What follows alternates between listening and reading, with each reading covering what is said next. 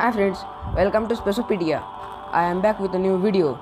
In yesterday's video, we see about moons of Saturn, and in today's video, we will discuss about Titan, which is the largest moon of Saturn. So, let's start the video. Titan. Saturn's largest moon, Titan, had some tantalizing similarities with Earth. It has nitrogen-rich air, cloudy skies, mountains, rivers, and lakes. However, this chilly world is so cold for life as we know it. In 1980, when the Voyager 1 spacecraft returned the first close-up image of Titan, the scientists back on Earth were disappointed. A thick orange haze covered the moon, hiding the surface from view. However, the haze turned out to be a fascinating mix of the kind of carbon chemicals that exist on Earth billions of years ago before life began. In distant future, when the sun brightens and Titan warms up, conditions on the surface may become just right for life. Surface view of Titan. In January 2005, the European Space Agency's Huygens space probe landed on Titan's surface, once released from the orbiting Cassini spacecraft. Huygens took 3 weeks to reach Titan and then parachute down to the surface to return the first image of hidden world below. This photo shows rocks of ice littering the bed of what was once a lake. The smoky orange sky cast a gloomy light across the whole landscape. Polar lakes of Titan.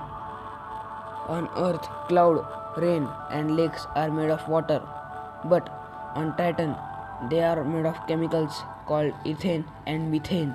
Both are invisible gases on Earth, but Titan is so cold that there they turn into a liquid. They form droplets in the air that fall as rain, feeding lakes near the North Pole, like the one in the artist's impression. Inside Titan. Atmosphere of Titan. Titan's most outer covering is called its atmosphere. Titan's air is mostly nitrogen, like Earth's air. The nitrogen may have been delivered to Titan by comets crashing into it. Mantle of Titan. The covering of water which is under the crust of Titan is called its mantle. Its mantle might be made of liquid water, forming a hidden ocean. Deeper down, the mantle consists of ice, which is called lower mantle. Lower mantle of Titan. The layer below mantle is called its lower mantle, which is made of ice. It is a special ice which forms under high pressure. Core of Titan. Under the lower mantle is the core of Titan. Titan's core could be either a solid rock or mixture of ice and rock, all the way to the center. Seeing through the clouds. A layer of haze surrounds the Titan, making it impossible to photograph the surface from space. However, the Cassini spacecraft has a radar system that can see through the haze by bouncing radio waves off the ground. Radar beam. When Cassini flies past Titan, its radar beam can see another strip of Moon's surface, gradually building up to form a complete map. Mapping Titan. Cassini's map of Titan shows the height of the ground in color. The mountain peaks are in red, and the valleys are in blue.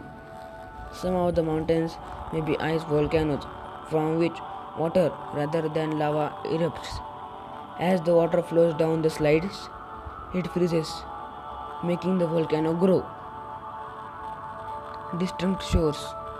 The Cassini radar view has been color coded to show low-lying smooth areas as blue and higher rougher areas as orange. The colors reveal Titan's lakes and rivers.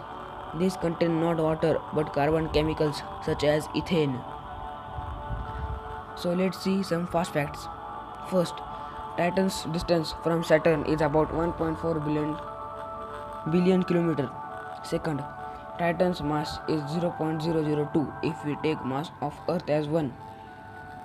Third, Titan needs 16 days to complete one rotation around itself.